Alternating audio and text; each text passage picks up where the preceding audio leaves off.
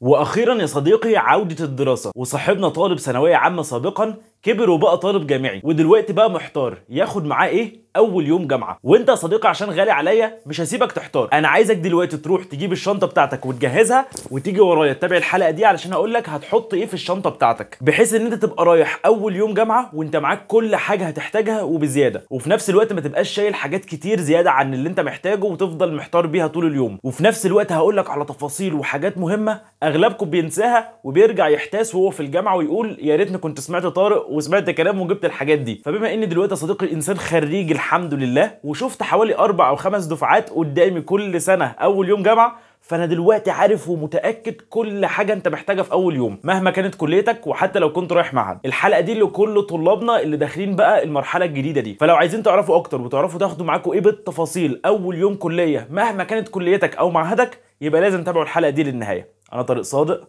وانت منورني.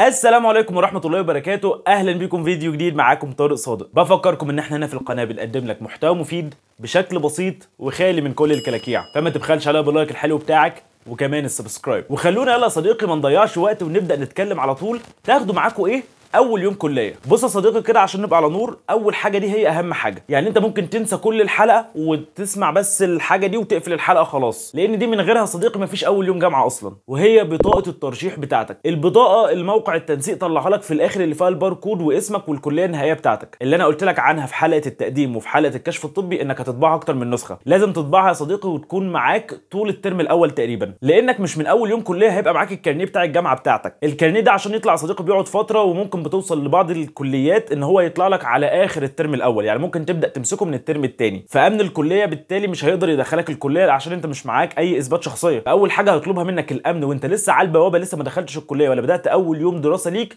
هي فين بطاقه الترشيح بتاعتك. البطاقه اللي تقول لنا ان انت فعلا طالب في كليه في احدى الكليات اللي جوه في الجامعه. يبقى كده يا صديقي اول حاجه تكون معاك هي بطاقه الترشيح بتاعتك. بس خلي بالك بطاقه الترشيح مش كفايه، لان في بعض الاحيان يا صديقي ربنا بيبتلي كده بعض الجامعات بشويه ناس بتوع امن كده لطاف، يحب بقى يستظرف ويقعد يذل فيك ويذل في انفاسك ويقعد يبيع ويشتري فيك. لا يا معلم، ما يمكن انت عامل لي بطاقه الترشيح دي في اي مكتبه، انا ايش ضمني؟ ويقعد بقى يقول كده كلام غريب ويقعد يشكك فيك ولا كانك داخل الامن الوطني. وبالذات بقى لو انت بنت وهو واحد بقى ما عندوش اخلاق، يقعد يبيع ويشتري فيك علشان يقرفك في حياتك. قال يعني انت كده هتدي له رقمك على طول، ولا انت بترخم عليا؟ انت رخامتك حلوه وخد رقمي. فعشان تريح دماغك او تريح دماغك، خد مع بطاقه الترشيح بتاعتك البطاقه الشخصيه بتاعتك كمان، لان البطاقه الشخصيه اثبات برضو ان والله العظيم انا اهو طالب. او يا عم لو انت شاك فيا ان انا ارهابي وداخل افجر لكم الجامعه، معاك بطاقتي اهي، معاك بياناتي، لو حصل حاجه هتعرف تجيبني. فدلوقتي هو معاه بطاقه الترشيح ومعاه بطاقتك الشخصيه، ما يقدرش يقول لك ما تدخلش. وباذن الله يا صديقي انت هتكون في جامعه من الجامعات الحلوه اللي الامن فيها بيقوم مريح دماغه وهيدخلك. يعني انا عندي في جامعه دمياط بجد الامن بتاعنا مش احسن حاجه، لكن انا مثلا رحت لزمايلنا في تجاره عين شمس،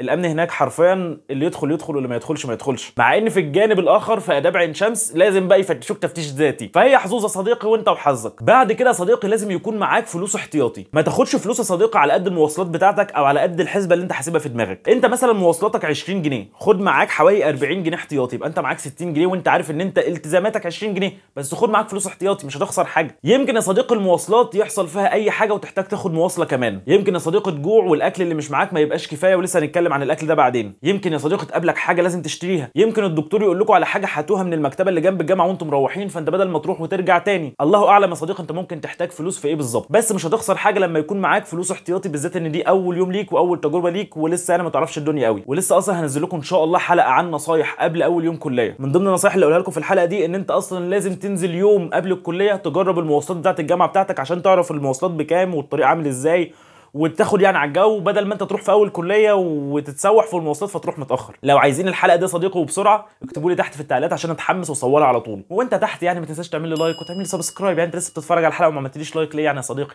ما تستخسرهوش فيا. وكمان يا صديقي نصيحه مني، الفلوس اللي معاك دي ما تحطهاش في مكان واحد، زي ما بيقولوا كده لا تضع البيضه كله في سله واحده. يعني خلي فلوس في جيبك، خلي فلوس في المحفظه بتاعتك، لو انت بنت خلي فلوس في البوك بتاعك وفلوس في الشنطه وفلوس في جراب الموبايل. وزع الفلوس اللي معاك بحيث ان انت مثلا لا قدر الله المحفظه اتسرقت، معاك فلوس في الجيب، معاك فلوس في الجراب، لا قدر الله الموبايل وقع بعد الشر عنك، معاك فلوس في جيبك، معاك فلوس في اماكن تانية لو حصل اي ظروف، معاك فلوس في اماكن متفرقه عشان لو حصل اي ظرف بقى ولا حد الله يسامحه سرقك ولا اي حاجه يا صديقي يبقى معاك دايما البدايل. الحاجات دي مهمه بالذات في اول يوم لانك بتبقى رايح متوتر، فهي مش ناقصه توتر اكتر من كده يا صديقي. لكن لو انت في الايام العاديه انت خلاص متعود وعارف هتروح فين وجاي منين، ومتعود وعارف ايه الحته الخطر وهل في امان ولا مفيش امان، بتبقى عارف بعد كده. لكن نصايح النهارده عشان اول يوم كليه انت رايح مضغوط، فيبقى عامل تاميناتك واحتياطاتك يا صديقي مش اكتر. انا خايف عليك يا حبيبي. الخطوه اللي بعد كده يا صديقي بقى بلاقي ناس تقول لي هو انا يا ترى في اول يوم اخد معايا كام كشكول وكام قلم، وهحتاج الهايلايتر ولا مش هحتاج، واخد مزيل وكوريكتور والحاجات دي، ولا اعمل ايه يا طارق؟ هاجي اقول لك يا صديقي انك محتاج حاجتين اتنين بس. رقم واحد النوته بتاعتك، نوته صغيره بتكتب فيها شويه ملحوظات. ورقم اتنين معاك نوته اكيد محتاج قلم عشان تكتب بيه. بس يا صديقي دول اللي انت محتاجهم تاخدهم في اول يوم بخصوص الدراسه والملحوظات والكتابه. باخد بقى طارق القلم والنوته دي اعمل بيهم ايه؟ بص يا صديقي انت بتعمل بيهم حرفيا كل حاجه في اليوم. اتقال لك على اماكن المدرجات بتاعتك سجلها في النوت عشان ما تنساش. انا عندي المبنى الاولاني مكتوب عليه مبنى ايه، قالوا لنا احنا في مدرج 201، اكتشفت ان 200 ده يعني الدور الثاني، واحد ده يعني اول مدرج، بتدخل بتلاقيه على ايدك اليمين. بتسجل انت كل الحاجات دي بحيث انت ممكن تيجي بعد كده تتوه، ما تبقاش متعود على الاماكن، تبقى ناسي الاماكن مش فاكر هي 201 ولا 203، بتبقى مسجل كل حاجه. بعد كده دخل لك الدكتور الفلاني في ماده كذا، بتكتب الدكتور اسمه محمد سعيد دخل لي في ماده اسمها كريتيسيزم مثلا، شرحه كويس، طلب شكله كده بيشرح كتير وهنكتب وراه كتير، فانا هجيب له كشكول كبير. بتسجل بقى كل الحاجات دي معاك بحيث ان انت مش هتنسى اي تفصيله في اليوم. اداك معلومات مهمه وبدا يشرح تكتب وراه الشرح اللي هو كتبه. النوته والقلم دول يا صديقي كنز معاك في اول محاضره من كل ماده. وبعد ما خلاص هتعرف النظام يا صديقي هتقدر انت بنفسك تحدد كل ماده هجيب لها كشكول عامل ازاي. او ممكن تعمل زي يا صديقي وتجيب كشكول من الكشاكيل دي اللي بتكون متقسمه يعني اكتر من بارت كده، يعني كل ماده تعمل لها مثلا جزء، او لو ماده تقيله تعمل لها جزئين مع بعض يا صديقي، فاهم؟ او لو انت مثلا موادك كتير هات بدل الكشكول كشكولين، هيوفر لك في الفلوس، وكمان هيوفر لك ان انت مش كل يوم رايح بثلاث اربع كشاكيل عشان تكتب فيهم، هو كشكول واحد لكل حاجه في الجامعه. النصيحه اللي بعد كده يا صديقي خلي معاك ازازه ميه، وخلي بالك بالله عليك بقول لك ازازه، بلاش زمزميه والحاجات اللي على شكل قطه وكلب وكتكوت والحاجات الغريبه دي عشان ما يتسفش عليك في اول يوم يا صديقي. لان بتوع سنه رابعه وبتوع سنه ثالثه بيحسوا ان هم اتولدوا كبار، ما بيصدقوا ان طالب سنه اولى جايب زمزم جايب على شكل كتكوت، يا نهار ابيض انا مش متخيل. وتلاقي اول يوم كان داخل اصلا لابس كتكوت شخصيا هنا، وكاتب انا الكتكوت الصغير وحاجات غريبه. ريح دماغك من الناس دي، بس في نفس الوقت ما تسيبلهمش فرصه. هيجي واحد يقول لي طب انا هاخد معايا ميه ليه يا طارق؟ ما اروح هناك واشتري ميه. هقول لك انت متسرع واهوج. اول حاجه يا صديقي انت هتروح هناك يعني انت هتعطش مره واحده، هتعطش مره واثنين وثلاثه، هتقعد كل شويه تشتري ميه في ميه في ميه في ميه، وازازه الميه مثلا ب 6 جنيه ولا 7 جنيه، غير ان انت ممكن تبقى في كافيتيريا الجامعه، وفي بعض الكافيتريات بيزودوا الاسعار قوي، فانت الازازه اللي ب7 هتلاقيها هناك ب10، هتقعد تصرف لي 30 40 جنيه في ميه يا صديقي. فانت اولى بالفلوس دي خلي ازازه ميه معاك، وهتلاقي هناك ثلاجه ولا فلتر ولا اي حاجه تملى منها وخليها معاك، يعني مش وقت صرف. وطبعا بقول لك وفر في الميه، فاكيد وفر في الاكل. اليوم طويل وزي ما هتحتار وتحتاج ميه هتحتاج برضه تاكل، فخلي اول يوم على الاقل معاك اكلك، ما تستناش تشتري من مكان فلاني او تستنى تشوف الكافيتيريا، لان في بعض الجامعات الكافيتيريا اصلا مش بتفتح من اول يوم، ويمكن تكون فاتحه وشغاله بس الحاجات اللي فيها مش عاجباك، ويمكن الاسعار ما تبقاش مناسبه معاك. فمن اول يوم كده انت لسه مش متعرف على المكان قوي، خلي معاك ميتك وخلي معاك اكلك. وكمان يا صديقي ممكن تاخد معاك حاجه زي كده تحط فيها المشروب بتاعك لو عايز تشرب بقى مع الاكل عشان يبقى مزاجك رايق كده، او انت ليك القهوه بتاعتك خد واشرب في المحاضره وكله تمام. ينفع في بعض المحاضرات ناكل ونشرب، ولسه برضه اعمل لكم حلقه عن الموضوع ده، حلقه عن تعمل ايه بقى في اول يوم كليه وتتعامل ازاي والنظام في الكليه عامل ازاي. اعمل لي لايك وسبسكرايب يا صديقي، الكلام اللي جاي كلام مهم كده يا صديقي. يبقى احنا خدنا ميه واكل وشرب كمان. وطبعا يا صديقي انت عايش معانا في اليومين دول وشايف الحر عامل ازاي، فخلي معاك كاب عشان الحر تلبسه علشان الشمس والصن بلوك بقى، يعني خد معاك كاب وخلي معاك صن بلوك. ايه ده صن بلوك وانت نازل عشان هتتشوي؟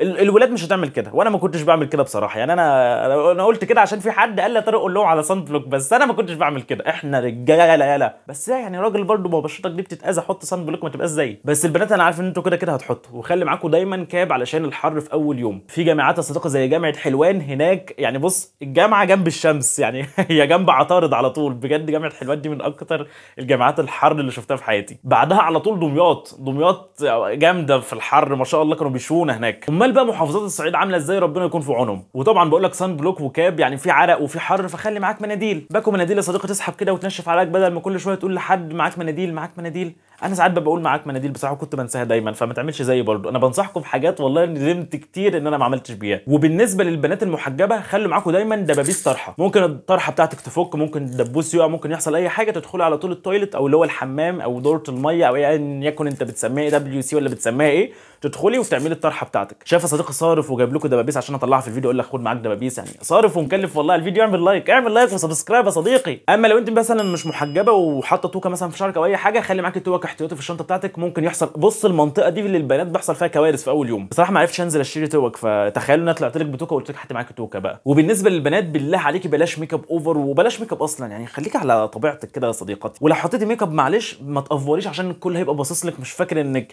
الله دي جميل، هيقعدوا يتنمروا عليك، هو انت رايحه فرحك ولا دي حنه ولا مش، اقعد بقى تاخدي تريقه وسف ملوش لازمه. روحي كده بشكلك العادي خالص. وطبعا احنا مش رايحين فرح، فما تنزليش اول يوم كليه بدرس. والولاد ابوس ايديكم ما بننزلش الكليه اصلا بالبدله، ما تنزلش ببدله بالله عليك، ما تنزلش ببدله. وما ترحرحليش خالص وتروح تجيب لي بيجامه ولا ترنج، مش هيدخلوك اساسا. بس والله دخلت عين شمس ببنطلون ترنج قبل كده، بس جامعه دمياط مستحيل يدخلوك ببنطلون ترنج الا لو انت عارف بقى حد في الامن.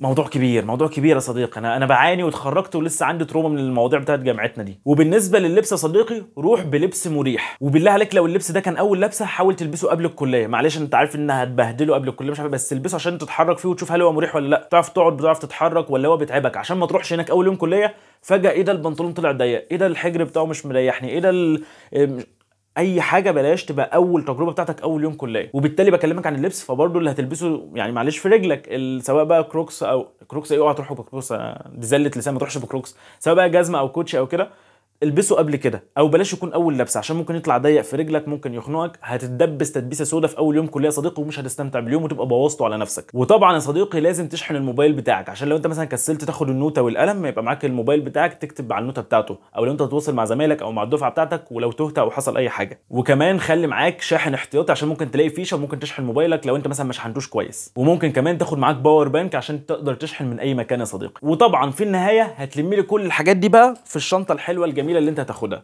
بس بالله عليكم تاخدوا شنط عاديه، بلاش شنط بقى عليها سوبرمان وعليها كرتون وحاجات كده ملفته تخلي الناس تتريق عليكم. ومش لازم تاخدوا شنطه ظهر، ممكن شنطه بقى كده بتاعت الواد اللي بتبقى جايه بالجنب، او شنطه على الكتف بتاعت البنات، حاجات كده بسيطه تحطوا فيها الحاجات البسيطه دي. انا مش بقول لك يعني تاخد نيتروجين مشع، يعني انا بكلمك في حاجات صغيره، فانت مش هتحتاج شنطه كبيره عشان ما تلبسش حاجه تحسسهم ان انت رايح مدرسه، وبرده العيال بتوع ثالثه ورابعه يقعدوا يتنمروا عليك، وانا مش عايز حد يتنمر عليك يا صديقي ابدا. وبس كده يا صديقي هكون قلت لك اهم الحاجات اللي لازم تاخدها معاك اول يوم كليه. وافتكر دايما يا صديقي ان اول يوم كليه او اول يوم معهد يعني بدايه جديده، يعني صفحه جديده، فدايما اتعود يا صديقي ان الصفحه الجديده دي تبداها صح عشان تكمل فيها صح باذن الله. ربنا يعينكم ويوفقكم يا اصدقائي. وطبعا انت لازم تكون دلوقتي نزلت عملت لي لايك وعملت لي سبسكرايب عشان لسه في حلقات كتير جايه هتفيدكم باذن الله. ولو لسه مكمل الحلقه لغايه دلوقتي انزل اكتب لي تمت بحمد الله عشان اعرف مين صحابنا اللي كملوا الحلقات للنهايه. وطبعا لو عايز تدعمني تقدر تدعمني عن طريق رقم فودافون كاش الموجود تحت في وصف الفيديو، او تدعمني بكلمه طيبه تكتبها لي تحت في التعليقات. اتمنى يا صديقي تكون الحلقه خفيفه ولطيفه عليكم، وتكون اول يوم كليه يوم لطيف وخفيف عليكم، وتكونوا اتبسطتم. كان معاكم طارق صادق، والسلام عليكم ورحمه الله وبركاته.